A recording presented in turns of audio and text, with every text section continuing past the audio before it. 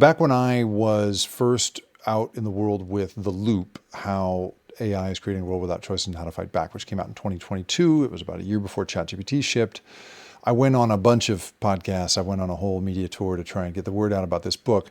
And one of those appearances was the podcast you're about to listen to. It was Andrew Keen's podcast.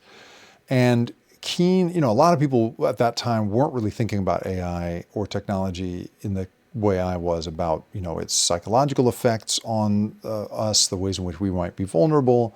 But Keen was thinking about that stuff. And because so many other podcast hosts, I think had been, kind of, they were sort of like, oh, okay, nerd, whatever. That was not Keen's reaction. He actually he had some big questions for me, and he really slapped me around, I would say, on that original appearance. He was, very dubious about my ideas that somehow, the courts would save us, or that, human values could be somehow reframed around protecting friction in human life rather than growth and ease and convenience at all costs.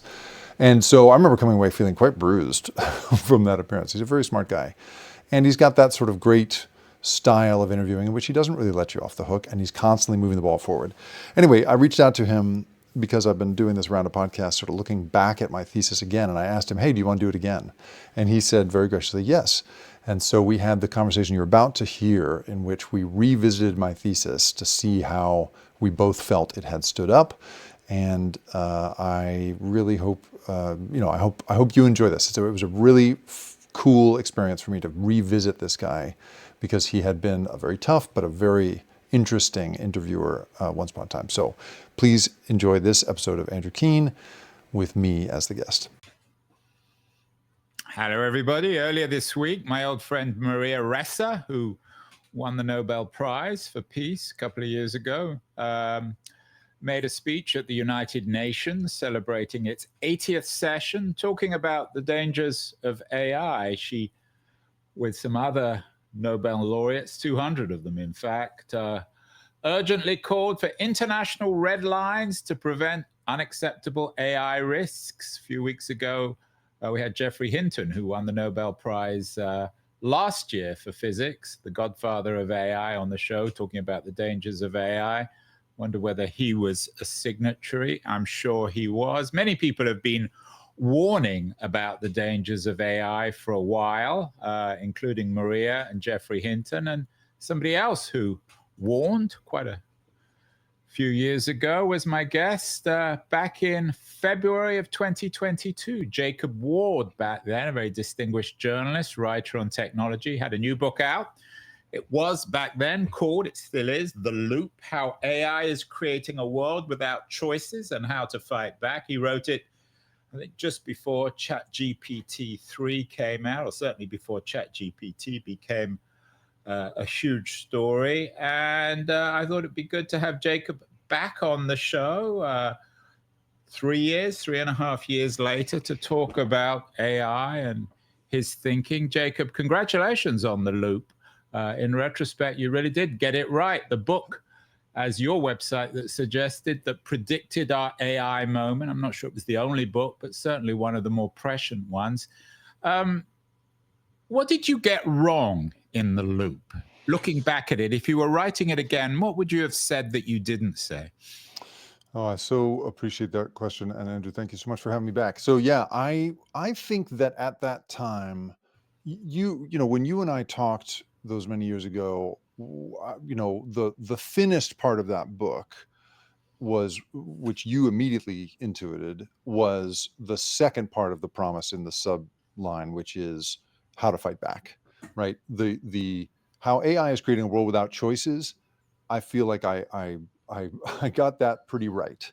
I had a couple people, a couple reviewers say that this was a sort of speculative concept, but if anything, I wish I'd been more speculative about how fast and how complete. Yeah, and our local newspaper, you're in Oakland, I'm in San Francisco, our local newspaper back in 2022, in January 2022, the headline was "Tech Writers' Stark Warning of How AI is Stripping Our Ability to Make Decisions." That was back in the San Francisco Chronicle That's back then. right. So a lot of That's right. journalists observed or certainly noted your warnings. Yeah, they, the problem at the time, I mean, I was a little bit of a victim of timing. And then I want to get to the thing that I really think I got sort of wrong or wish I'd put more into.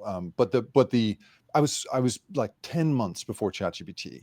And so at that time, when we put out the hardcover, the first hardcover came out, and we didn't put the word AI on the front. I wanted it to be on there, but we made it how technology is creating a world without choices and how to fight back, because we didn't think people would know what AI was. Right. That's sort of the moment we were at. And I remember in the many appearances I made, yours was not one of them, but in many of them, I had to explain what AI was. Here's what it does. Here's how it works. That these transformer models and so forth, like I had to sort of walk people through that. So I was a little bit, it's in a way you can pat yourself on the back and be like, oh, I was early on that. On the other hand, boy, to then watch my thesis come to life was really hard and disappointing. And that leads me to my disappointment about the second part of it, which is how to fight back. And I'm not sure that I have any more of a built remedy for the situation we are in than I did in the book. But I wish I had fleshed out the one that I had, which was, there does seem to be, and I think Europe would have been the place to go and spend more time thinking with people about how they would get out in front of this, because they're as close to what I was talking about in the book as we've gotten. And basically the closest I came in the book was the handful of law firms that were beginning to win big settlements against what courts were increasingly seeing as manipulative and predatory marketing of things like very addictive gambling games to people. And as close as we've come in this country to fighting back in this sense is the occasional lawsuit being settled out of court for huge amounts of money, right? We have yet to see a national regulatory action. We still don't have any digital privacy laws in this country except for kids under the age of 13. So I wish I had put more time into being speculative about what we should do about it. I was just so sort of focused on trying to warn people that this thing was coming. I don't think I wish I'd been more about that. And I remember you took me to task for that in this. You described mine as a failure to think about that stuff, and I think Well, you're right. I'm not sure I used the F word, Jacob. Oh, brother, you did. I'm just did? looking. Wow. I've got it right here. You said I'm brutal. I wrote a book. I'm not sure if you Yeah. remember, back in 2017, called "How to Fix the Future." Yes. Where I talked about it didn't talk about AI, but talked about the dangers of big tech and the promise of regulation. The one thing that comes to mind, rethinking your book, The Loop, you argue that the real danger isn't that some robot's going to enslave us. It's our own brain. Our brains are constantly making decisions using shortcuts, biases, and hidden processes. So what makes you confident, Jacob, that your brain is somehow above the rest of the brains, that you get it, but the danger is to everybody else that they're going to fall under the spell of this thing? It's an excellent question. And I would say to you, the reason I feel qualified to warn people about this is that my brain is, if anything, I would say on the weaker end of this stuff. I am so susceptible to this kind of stuff. I've spent a good chunk of a day today when I should have been prospecting for leads on the stories I'm writing, scrolling TikTok. I mean, I am, I had to. Well, it's quite productive. You've got 122,000 followers on TikTok. Yeah, I do okay on TikTok. But it's funny because it's one of the, I've forever longed to somehow be a bartender who doesn't drink, because I want to be able to post and interact without having to actually have the frickin' app on my phone, because I'm so terrible at it. My addictive tendencies are so strong. I had to quit drinking in 2016. My ability to my wife's out of town right now for a few days, and I inevitably wind up staying up till 2 a.m. because I can't control myself. I thought you were going to talk about some of your extracurricular. Yeah, no, thank God I don't go that deep. But I am, I look, this is the thing that I try to do in the book and that I try to do in this moment, is not blame people for their inability to resist this stuff, because I think it is absolutely everybody's circuitry to be vulnerable to the idea that we want to outsource our decision making to this stuff. That if you come along with a fancy looking, teletype system that will write your wedding vows for you, you are undoubtedly going to wind up using it. This is just how we are wired. We are not built to think things through every time. We're built to take cognitive shortcuts. That's what, all of the behavioral science has shown in the last 50 years. And so I don't consider myself, smarter or better than anybody else. I just happened to be in this moment at the time where I was doing a huge amount of reporting around behavioral science for a PBS show, and then doing a bunch of reporting around tech. Right. So in other words, you're a bartender with a history of yeah, problems. You're all too familiar with the bottle. And as you say, you have a remarkable career. You've been on television, Popular Science. You were editor of Popular Science. Yep.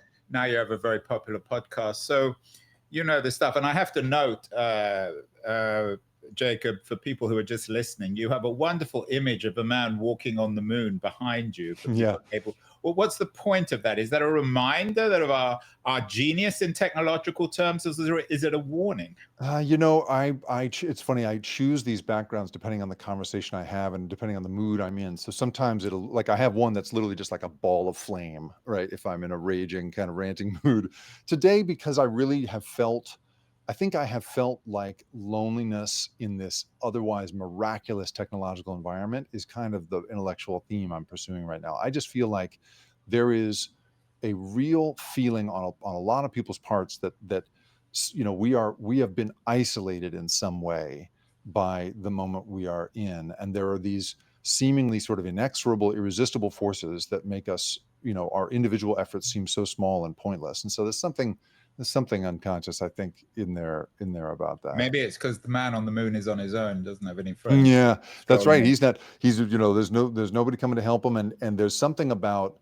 I think there's really this moment right now where, we're starting to see, especially at the biggest companies, one of the theses that I pursued in this book was that the incentive structure of big companies was just going to be to pursue AI wherever it leads and use it wherever they possibly could to cut out labor costs and to go forward. And for several years, a couple of years anyway, right after the book came out, people that I would speak to inside these big companies were like, no, this is about improving the work of the workers we have and freeing up some time so they can do better and more creative work. A Sam Altman take, in a sense. A Sam Altman take. And now we are really starting to openly see companies, there was a big bank in Singapore, for instance, that said, we're going to fire a lot of people. You've got the head of Salesforce saying, we're not going to hire any more of this category of person. Like, we are really starting to see, I think, knowledge work, replaced, or at least the ambition to replace it at an industrial scale in a way that I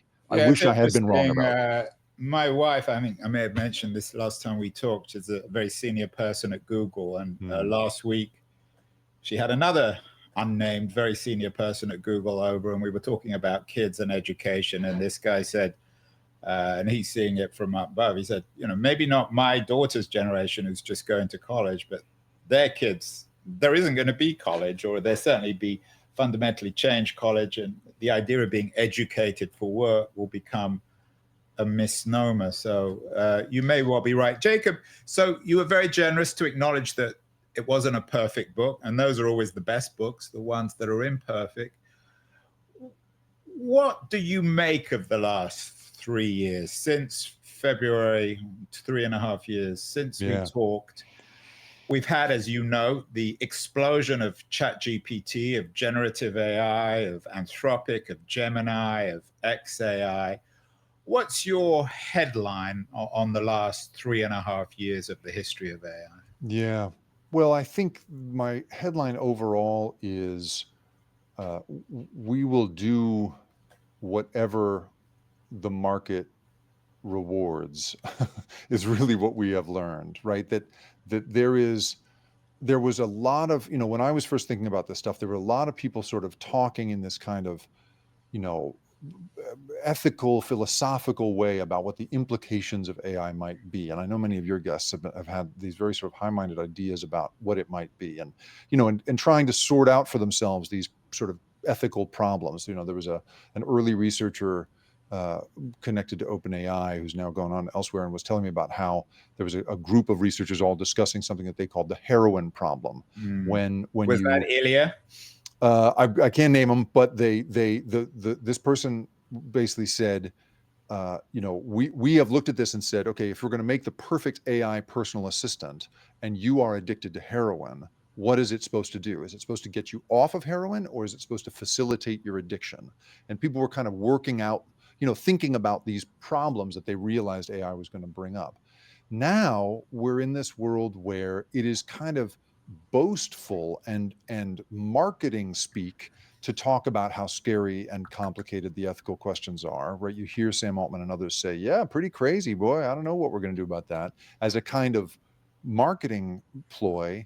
And then at the same time, you have, Sam Altman said a few months ago that he and a group of his tech founder friends have a bet going about when we're going to see the first billion-dollar company run by a single person. And to my mind, I just think, wow, we have gone from this pretense once upon a time that the tech industry was going to sort of be the conscience and the intellect of society, to a world in which people are like placing wagers on when it is that nobody but a handful of people get to work. And to my mind, we have shifted. We are following the market in a way, the market will reward, in a way that I've been very discouraged by. Jacob, in a couple of weeks, I'm giving a speech actually in Amsterdam about whether or not we should trust AI. In fact, the name of the speech is "Can Big Tech Be Trusted to Design Our Agentic Future?" You've always been rather suspicious of big tech. Are you more suspicious today in September 2025 as you were in February of 2022? I would say I am definitely more suspicious, or maybe just as suspicious, but but it's harder and harder to talk me out of it. I mean, I see the ways in which we have some of the smartest people. One of the big fashions right now in tech and tech hiring is military contracts and government contracts. And once upon a time, there was a sort of general sort of allergy in the tech world for making surveillance programs for military purposes, or making anything that could be used for an offensive killing capacity, any of that stuff. Suddenly it's cool, it's perfectly cool to do that. And so for me, when I look at something like in our agentic future, I can see amazing possible uses for that in something like, this is the argument that I keep making in the book, is like, there are lots and lots of fantastic uses for this stuff.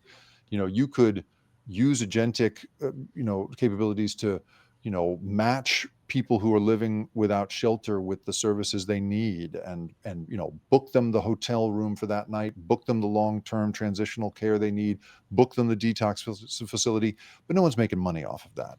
Instead, the idea that we're going to get into the fastest revenue maker we can, which is something like an agentic system that, feeds a surveillance platform for Palantir for the, in contract to the DoD. That's the stuff that I just think, what is clear is this industry is, for the most part, not everybody, but for the most part, led by a lot of people who are happy to attend a Trump banquet and flatter him with praise, and in order to get their way. There aren't, I think, as many principles on display as we once saw, at least in the sort of marketing of who these people were going to be. Should we, Jacob, be encouraged by some of the principles being demonstrated? Anthropic comes to mind, for example. Certainly their marketing suggests that they're different in their response to, firstly, the existential dangers of AI, but also the Trump regime. Should we call these people out? You talked about resistance. Are they where the resistance begins, within the AI community, even within AI, within big tech? Anthropic, I use Claude, I like it. Seems a fairly reliable, coherent product. Good product. That's right. Should we admire Amadei and what he's doing at Anthropic? I think that the founding principles of that company were very promising, right? There's a lot of this idea of we're going to incorporate constitutional doctrine from these various founding documents and the Magna Carta and the human rights and the rest of it. They had a lot of things baked into the sort of the moral DNA of that company that I like a lot. On the other hand, we have seen, Amodei saying, that they need to make revenue, and that this is the thing, right? Any company doing these big foundational models has so much money to make back. Yeah, and the money is just, I mean, is that absurd. Something that's, I mean, it certainly shocked me, and not in a moral sense, just in day-to-day economic terms, the numbers involved, the tens, hundreds of billions now that these companies not only are being valued at, but the requirement to feed their need to work. That's right. I mean, the capital expenditures for the AI industry, right? The tubes and the data centers and the servers accounted for 1/3 of the growth in GDP between last year and this year. We just saw NVIDIA is going to put $100 billion into OpenAI. I remember being blown away when 10 billion is what Microsoft was talking about investing in that company. Now we're at $100 billion of investment.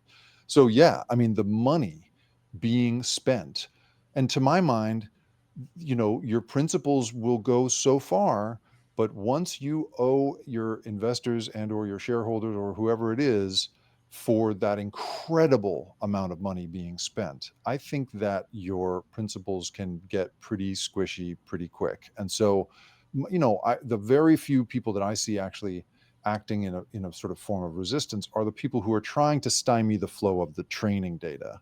So when I see, this is not, the person that I think about as a true sort of like fighting back against this is Meredith Whittaker, the president of Signal, the anonymous messaging app. Yeah. Her whole system, the whole point of that app is to make it such that your communications can't be handed over as training data. Like, that is her main focus right now. It starves her company of a huge revenue opportunity, I'm sure.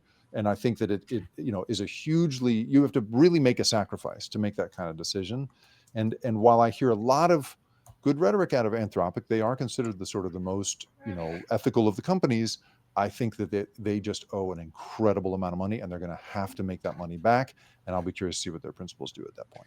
And it also brings new meaning to the title of your book, The Loop, because it is, I don't know if it's a doom loop, but it's an insane loop where if indeed NVIDIA is investing whatever it is, 100 billion in OpenAI, they create their own markets. And at what point, if at all, does this thing break? Then we do really have a profound crash, not just of the ecosystem of AI, but maybe of a broader economy, given that big tech is actually driving Wall Street. Now, how fearful are you that all this is a loop, a way in which all of these companies are feeding themselves, investing massive amounts of money, whether it's the billions Microsoft put into OpenAI, or the money NVIDIA put into OpenAI, or the money OpenAI is putting into other AI startups?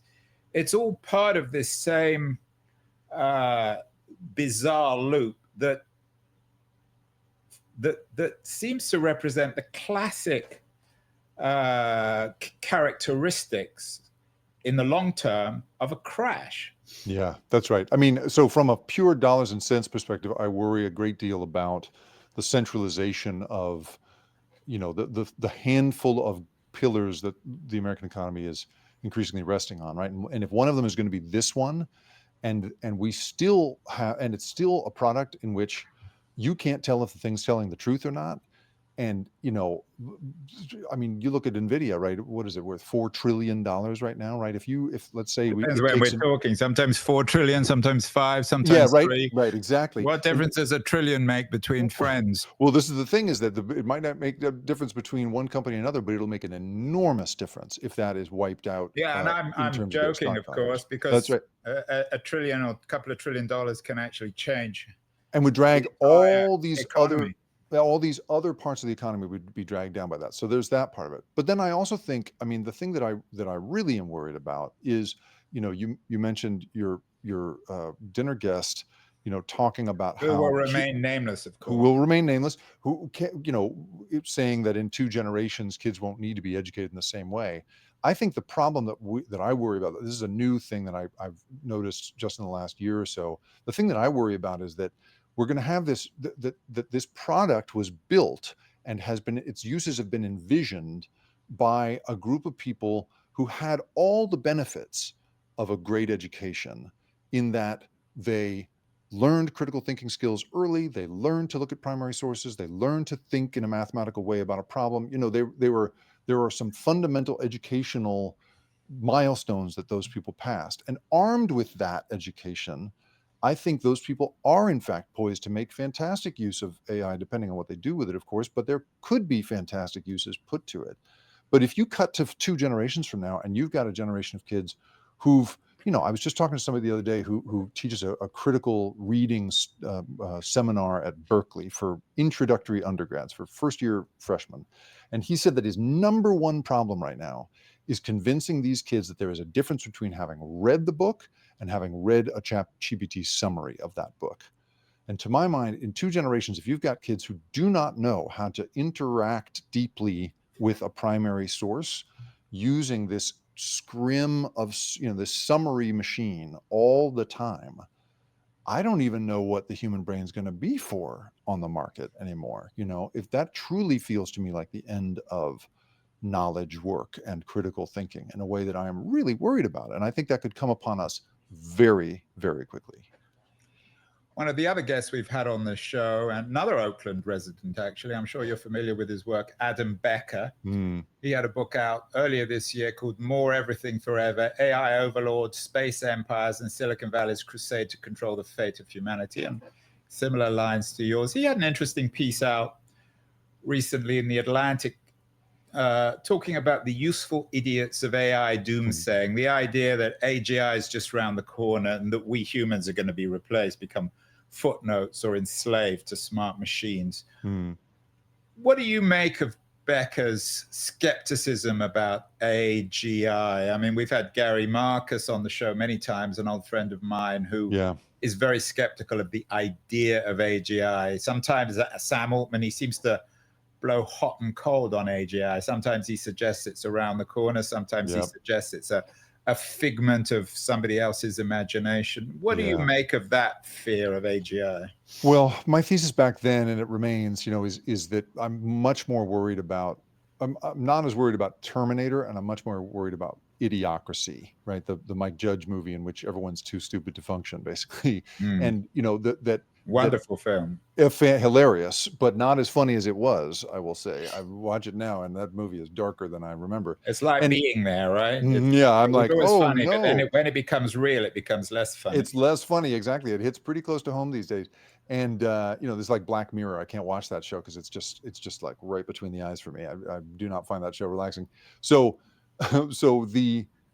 I think Becker is on to something, especially because I'm sure Gary Marcus has told you, a lot of the people who are close to the actual technology of this stuff will tell you that the LLM generative AI moment we are in is not part of the pathway to AGI. That it is not. He sees it as a cul-de-sac. We had Jeffrey Hinton on the show, who, when I asked him about AGI, or when I asked him about the existential dangers, he said 10 to 15%. And then I said, why? He said, because we have no idea. Yeah, well, that's right. I think that the current architecture of these products doesn't lead us in that direction. That is what I keep being told by people smarter and more technical than I am. But I also think that, there has been this weird, part of what I like about Becker's thesis there is that there is also a co-opting of the doomsayer thing by the heads of these companies to make their product seem more important and impactful. It's I can't remember the last time you had, you never had the Henry Ford never talked about, how potentially dangerous the automobile would be, or that it might transform the world for the better, but it might be for the worse. For the world jury, I think. He was with the dangers of Jews. So yeah, that's right. He had other things on his mind. That's exactly right. But it wasn't part of his marketing plan to talk about the dangers of his vehicle. And now we have this weird corporate marketing speak in which you co-opt the dangers by making them almost a selling point. Like, yeah, lots of people are going to lose their jobs, is what Sam Altman has said. And he said, but the idea is that on the other side of that difficult transition, there will be this utopia that we can all reach. There's this faith-based thing in there that reminds me of the kinds of heaven and hell talk that you get out of spiritual leaders sometimes. And so to my mind, there is something. I am also not, at least in the short term, as worried about something like AGI. I have gotten really to a place where I consider that marketing speak, and I am much more concerned about the idea that nobody, that people are not going to be able to find work in a couple of years. Yeah, and I think you're right to describe this bifurcated mentality, what Christians called Manichaeanism. Yeah. I mean, you see it in individuals and you see it in companies. In individuals, you see it, I think, most of all, obviously in Sam Altman, but particularly in Elon Musk, who, depending how he wakes up, seems to either be saying that AI is going to save the world or destroy it. He was the co-founder with Altman of OpenAI. And then, of course, the Manichaeanism is most evident within the company OpenAI, which has this weird profit, non-profit structure, which seems to want to have its economic and moral cake at the same time. What do you make of this weird Manichaeanism, both within individuals and within companies when it comes to AI? Well, I do think that the companies are still stuck in a mode in which, for the most part, you do need to have you need to be able to convince young people that they're going to be doing something impactful and to some extent, morally redeeming. That is, it used to be that you really couldn't hire anybody out of business school or a CS program unless you could convince them they were going to improve the world. And every company had an administrative layer whose whole purpose was to go to convince people every day that their work counted toward making a better world. And so I think that runs very deep still in these companies. And so it is, I think, so there's that. There is also, however, a fashion right now around sort of giving what people consider a kind of authentic or honest take on the dangers of the thing we are making. That is, on the one hand, feels like, sort of from a marketing perspective, looks like sort of clear-eyed and is part of why these companies get invited into congressional testimony and behind closed doors dinners with senators to educate them about the possible regulations. There's something about that I think serves those purposes.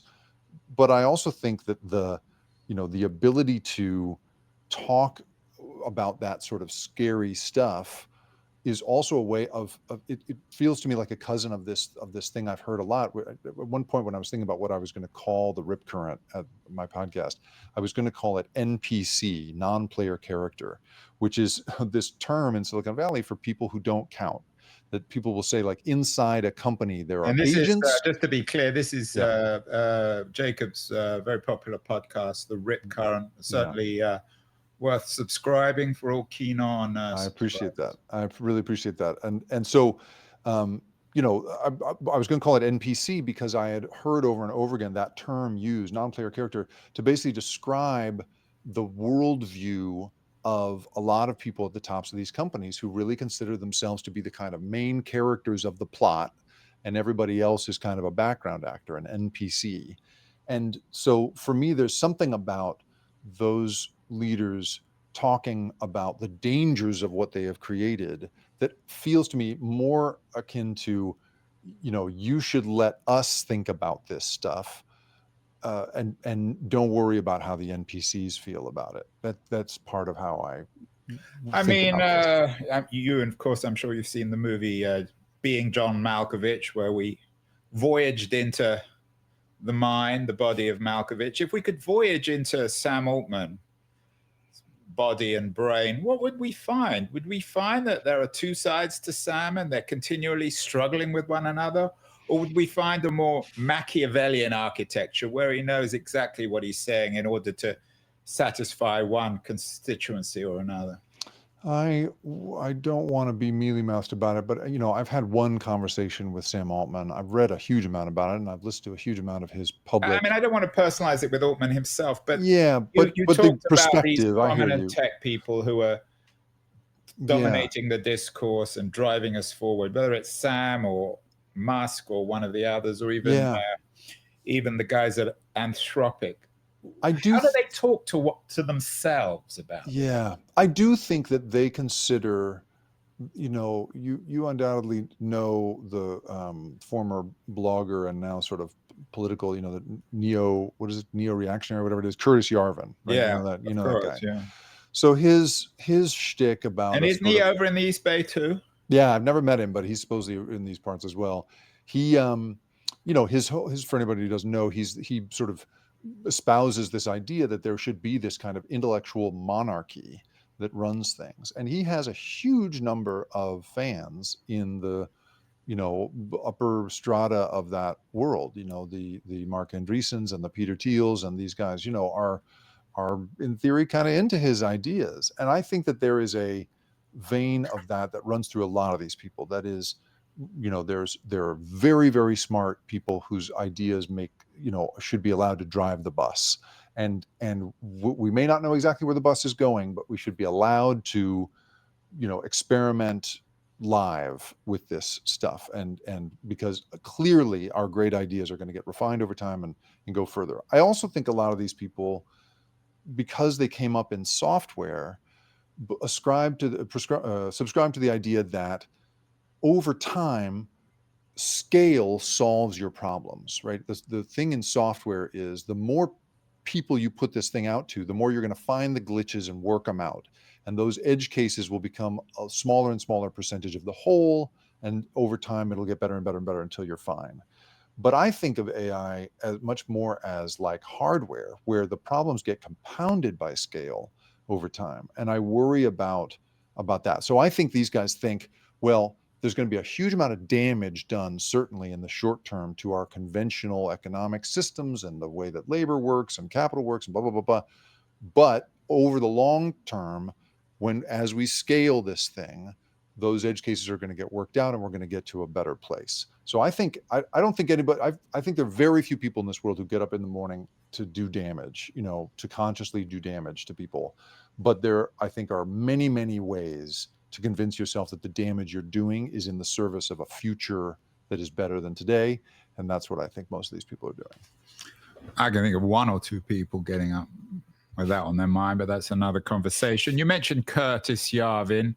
I wonder who seems to argue that democracy is not an ideal system, that we as human beings, he seems to think of us as systems or programming systems. We're better suited to monarchies or aristocracies. I wonder whether, though, your thesis in the Loop is similar in the sense that you think of us, or your presentation of humanity in the Loop is as a kind of system, if not a computer, that we do have what you call kind of operating systems. Yep. Have you rethought or refined or questioned your definition of what humans are since the Loop? I will, no, I don't think I have, but the way that I think you're right, that like if I sat down with Curtis Yarvin, I bet we would agree that human beings are very much that way, that we are,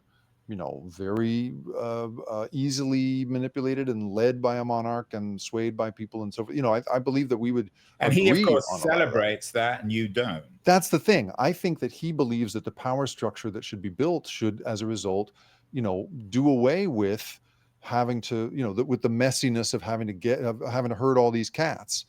My feeling is the most beautiful things about being human and about civilized society is the ways in which we have herded cats. And one of the big argument that I keep making in this book, and let me tell you right now, it's hard to get paid making this argument these days, is we need to keep some inefficiency. We got to hang on to some friction. One of the examples that comes up in the book is I was talking to a federal judge who described how you could make entering a guilty plea or not guilty plea vastly easier. You could make it a swipe right, swipe left kind of thing. but they intentionally make it hard because that bureaucratic process you got to go through, where you show up in person and you have to have they really want you to have a lawyer present, and all those things, is designed to keep you thinking about the decision you're making, because you never get to make that decision again, and it's going to change your life forever. So they want you to keep it going. And he refers to that as weak perfection, that we need some weak perfection in order to keep going. And my worry is, I gave a presentation once to a bunch of people, a Silicon Valley crowd, about in the early days of the social credit system in China, this system that keeps you from speaking loudly on the quiet car, because if you are reported by somebody else and you're found, for instance, to be friends with bad people on social media or anything else, it reflects poorly on your credit score. Both, you can go to jail, but you can also not get a loan if you need to buy an apartment. So I was describing that system to people at this crowd, and half of them thought that was a great idea and thought we should absolutely implement that here. And the other half gasped the way I do when I hear about that as a sort of authoritarian surveillance and control system. And so I just think we can agree that human beings are deeply predictable, deeply frail, deeply vulnerable to this stuff. But are we going to make money off that? Or are we going to actually step back and say, who do we want to be? What society do we want to live in? Although, I take your point, but on the other hand, Yeah. does that would also suggest that anyone who makes expensive clothes or art or cars, I mean, we're all weak, Jacob. The Sure. religious and pre-religious wise people made that point throughout our history as a species. So you're suggesting you shouldn't be allowed to manufacture a Porsche or sell an expensive dress because you're appealing to us, to our narcissism or our weakness of some sort or other? Or an expensive meal. You're over in Oakland. Yeah, there are lots sure. of restaurants which charge $500 for a meal, which is absurd, but somehow that intrigues and attracts us. I think the distinction I draw between that and what I'm seeing foisted on us in terms of AI products is something about how powerfully these AI products are simulating and playing on some really fundamental human emotions. And one of them, for instance, is this huge fly-by-night industry that has emerged around making these AI girlfriends. This always on, very sexualized chatbot, and in some cases video kind of response system that stands in for your companionship. And I've talked to people who use AI as a companion, as a friend, as a sort of personal cheerleader. But there are people who are truly spending all of their romantic energies on these things. And to my mind, there's a difference in kind between, a temptation that is brought to you via marketing, and that you might go into a little credit card debt on, and that is bad for you in these general ways, like a Porsche or something that you can't afford. There's a difference for me between that and something that is playing on the most basic systems in your brain, impersonating an irresistible emotional piece of circuitry and ensnaring you in that kind of way, especially one that starts out, there's a natural barrier in that a lot of people can't afford a Porsche. That is not going to be true with these systems, especially as people figure out revenue streams that are going to make it possible for you to, get ensnared by this thing and not have to spend any money to do it. So there's no weak perfection in that process. Whereas in something like marketing a Porsche, I think there is some.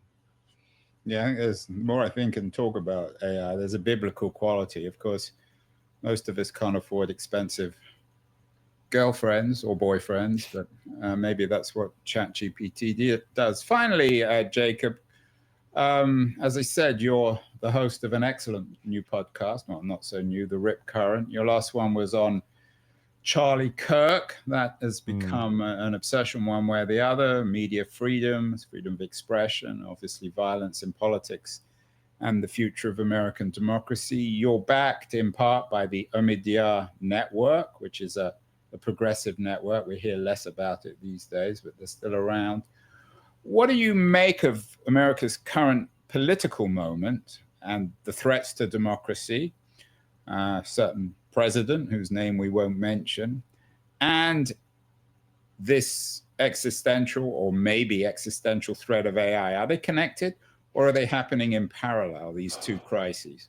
Well, I think that the forces that inspired me to write the book originally had to do with the degree to which, either companies or political actors were learning the kind of operating system that you mentioned, learning the human circuitry that helps guide our decision making, and the degree to which somebody like the president in his first campaign, learned to activate a lot of that stuff in ways that people hadn't really seen before.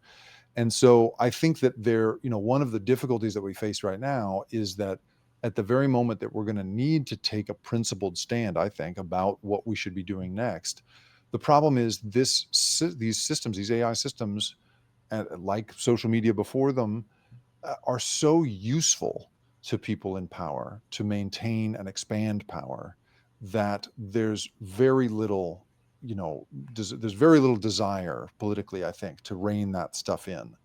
And I think as a result, we're going to enter a world, I think we're almost there, where you're going to have you're not going to be able to trust your own eyes. Right now, we're still in a fairly primitive, video and photo generation moment where you can look at a AI generated, portrait of the president with a bunch of imaginary Black supporters and look at it and be like, oh, this is, that shirt doesn't make any sense, or what's written on that hat there. There's stuff that you can tell is fake. That's not going to be true in a couple of quarters, and that worries me a huge amount. And I think that we're increasingly going to be in a place where we just can't agree on. I mean, we're already there in a sense, but I think the filter bubble problem is going to become exponentially worse once we're in a world where you come home each evening and say, computer, tonight I'd like to, learn some, get maybe some news, but make it happy news tonight, or, computer, I'd like a Viking movie starring Tom Hanks. Make that for me. The custom, self-created world of content that we're all going to be living in a few years' time has me very worried about our ability to come together over some shared ideas and some ideological differences and sort them out in the way we're supposed to. In other words, a personalized ontology. We will choose what we see in the entire world around us. It is rather chilling, particularly, I think, in the context. I began this show talking about Maria Ressa, her speech earlier this week at the UN, where political organizations are increasingly weak. So lots of reasons not to be cheerful, but we have Jacob Ward around, the author of The Loop. I know he's working on an important new book. We'll get you back, Jacob, on the show. Certainly won't be another 5 years. Real honor to have you. Wonderful conversation. Thank you, Andrew. Well, keep thinking, keep resisting. Thank you so much. Appreciate it. Appreciate your time.